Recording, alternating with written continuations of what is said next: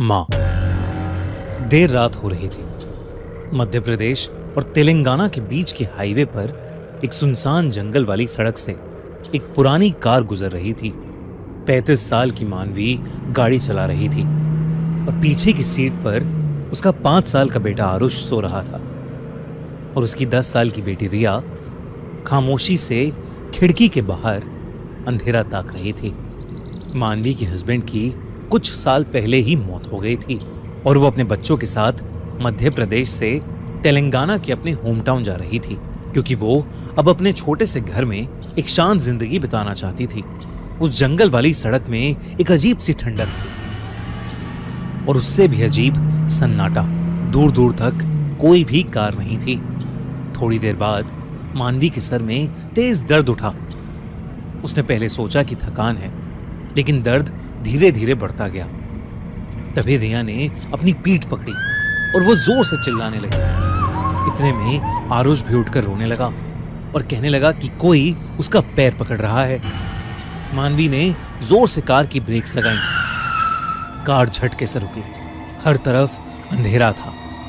मानवी ने पलट कर देखा तो उसके बच्चों के पैर और शरीर किसी चीज से जकड़े हुए थे, जैसे पेड़ की टहनियों ने उसके बच्चों को कैद कर रखा हो।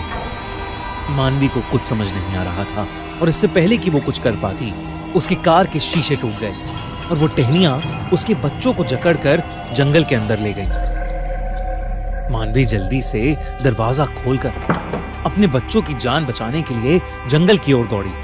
हवा में एक अजीब सी बदबू थी, जैसे हर जगह सड़ा हुआ मांस हो। सभी पेड़ जोर से हिलने लगे, जैसे कोई तूफान आने वाला हो। जंगल के अंदर से एक अलग ही डरावनी आवाज आ रही थी, जैसे कोई बहुत भयानक राक्षस उसके अंदर से गुर्रा रहा हो। मानवी जंगल के अंदर घुसती जा रही थी और अपने बच्चों को पुकारती जा रही थी, लेकिन उसे वो कहीं नहीं दिख रहे थे। अचानक एक पेड़ की टहनी सीधा आकर उसके सर पर लगी और वो बेहोश होकर नीचे गिर पड़ी। जब उसकी आंख खुली तो एक बूढ़ी सी औरत उसके पास खड़ी थी। उसके हाथ में एक मशाल थी। मानवी बहुत बुरी तरह से जख्मी थी। उस औरत ने मानवी से कहा कि ये जंगल मायावी है और अगर वो अपनी जान की सलामती चाहती है तो उसे वहां से चले जाना चाहिए। उस बूढ़ी औरत ने मानवी को बताया कि उस जंगल में व्राणक नाम का एक राक्षस रहता है। वो एक भयानक खूंखार दैत्य है जो भूत माता काली का बेटा है। भूत माता काली देवी पार्वती का एक प्रचंड रूप है, जिन्होंने सब जीव जंतु भूत प्रेतों को जन्म दिया था। पर उनका बेटा व्राणक बहुत ज्यादा दुष्ट था, जिस वजह से भूत माता ने उसे कभी अपना प्यार नहीं दिया। लेकिन वो फिर भी नहीं रुका और तब भूत माता ने उसे इस जंगल में ही हमेशा हमेशा के लिए बंद रहने का श्राप दे दिया और व्राणक जंगल के एक बड़े से पेड़ में ही कैद हो गया। व्राणक ने तब से हर मां से बदला लेने की कसम खा ली। वो हर बच्चे से नफरत करता था जिससे उसकी मां को प्यार मिला हो। उसने आसपास के हर गांव के बच्चे को खाना शुरू कर दिया और इसलिए उस जगह के आसपास कोई बसावट ही नहीं थी। ये सब सुनकर मानवी का दिल बैठ गया और वो फूट फूट कर रोने लगी।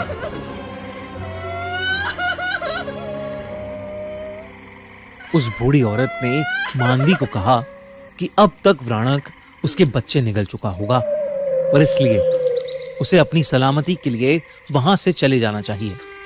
लेकिन मानवी ने उससे कहा कि वो एक मां है और वो अपने बच्चों को ऐसे छोड़कर हरगिज नहीं जाएगी, चाहे उसकी जान ही क्यों ना चली जाए। इस पर उस बूढ़ी औरत ने उसे आशीर्वाद दिया और कहा कि भूत माता काली तुम्हारी रक्षा करे। और इसके तुरंत बाद जब मानवी ने बूढ़ी औरत की तरफ देखा तो वो वहां पर थी ही नहीं, बल्कि वो दूर दूर तक कहीं दिखाई दे ही नहीं रही थी। ऐसा लग रहा था कि जैसे वो हवा में कहीं गायब हो गई हो। बस जमीन पर उसकी मशाल पड़ी थी। मानवी ने वो मशाल उठाई और आगे बढ़ी। जंगल अब और गहरा और भयानक लग रहा था। हर पेड़ में जैसे शैतानी आंखें थीं जो उसे देखे जा रही थी। भयानक की गुर्राने की आवाज भी बढ़ती जा रही थी। धीरे धीरे जंगल की जमीन से जड़ें बाहर निकल कर आने लगी। मानवी ने मशाल की मदद से कुछ जड़ें जलाईं और आगे बढ़ने लगी। थोड़े आगे जाने पर उसे एक बहुत बड़ा और पुराना पेड़ दिखा। उसकी टहनियां एक दूसरे में घुसी हुई थी और एक मोटा गुच्छा हवा में लटक रहा था। उस गुच्छे से हल्की हल्की चिल्लाने की आवाज आ रही थी। तब मानवी ने देखा कि उस पेड़ की टहनियों से लिपटे आरुष और रिया दर्द में छटपटा रहे हैं। आसपास एकदम जैसे हवा बंद हो गई और पेड़ों की टहनियां इतनी ज्यादा गहरी हो गईं कि चांद की रोशनी का एक कतरा भी वहां नहीं आ रहा था। तब सिर्फ एक लाल आंखों का जोड़ा अंधेरे में चमक रहा था। मानवी को समझ आ गया कि उसके सामने व्राणक है, वही दैत्य जिसके बारे में उस बूढ़ी औरत ने उसे बताया था। उसका रूप इंसानों से परे था। उसका शरीर पेड़ की लकड़ी से बना हुआ था और उसके मुंह से लाल लार टपक रही थी। वो मानवी के सामने ही उसके बच्चों को खाने वाला था। मानवी आगे बढ़ी, लेकिन भयानक ने पेड़ की टहनियों से उसे भी जकड़ लिया और हवा में उठा लिया। उसके हाथ से वो मशाल छूट गई। जकड़ और टाइट होने लगी और मानवी अपना दम खोने लगी। उसकी बंद होती आंखें सिर्फ अपने बच्चों को देख रही थीं, जिसे भयानक हंसता हुआ बस निगलने ही वाला था। तभी उसे भयानक के पीछे वो बूढ़ी औरत वापस दिखी।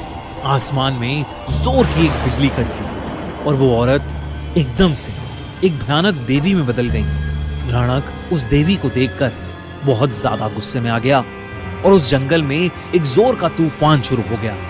एक एक करके पेड़ गिरने लगे। मानवी की आंखें बंद होने वाली थी। उसने रोते हुए एक आखिरी बार अपने बच्चों का नाम पुकारा और उसकी आंखें बंद हो गईं। उसकी चीख एक मां की चीख थी। लेकिन उसके ठीक बाद मानवी की आंखें फिर से खुलीं। इस बार उसकी आंखें लाल थीं और मानवी में एक अजीब सी ताकत आ गई थी, जैसे स्वयं देवी उसके अंदर आ गई हों। उसने एक और गुहार लगाई और पेड़ की सारी टहनियां टूट गईं और वो आजाद हो गई। उसने नीचे पड़ी मशाल को उठाया और व्राणक जिस पेड़ से बंधा था उस पेड़ की जड़ों में आग लगा दी। व्राणक ने पीछे हटने की कोशिश की, लेकिन बहुत देर हो चुकी थी। अचानक वो टहनियों का गुच्छा खुल पड़ा और आरुष और रिया जमीन पर नीचे गिर पड़े। देखते ही देखते व्राणक की दर्द में चीखें सुनाई देने लगी और कुछ ही देर में वो पेड़ जल के राख हो गया। साथ ही व्राणक का अंत हो गया। मानवी को अचानक से चक्कर आए और वो नीचे गिर पड़ी। उसके सामने भूत माता काली देवी प्रकट हुई और मानवी के सर पर अपना हाथ रख के उगते सूरज की रोशनी में समा गई। मानवी और उसके बच्चों के शरीर पर लगी चोटें कुछ ही पलों में अपने आप गायब हो गईं। उसके बच्चे होश में आए तो उन्हें कुछ भी याद नहीं था। मानवी ने अपने बच्चों को उठाया और जंगल से बाहर निकल गई। अब पूरी तरह से सुबह हो गई थी। पेड़ चुप थे और जमीन ठंडी हो गई थी। उस रात एक मां ने अपने बच्चों को मौत के मुंह से निकाला था और इस दुनिया को एक बार फिर बताया था कि इस दुनिया में सबसे शक्तिशाली कोई है तो वो एक मां है।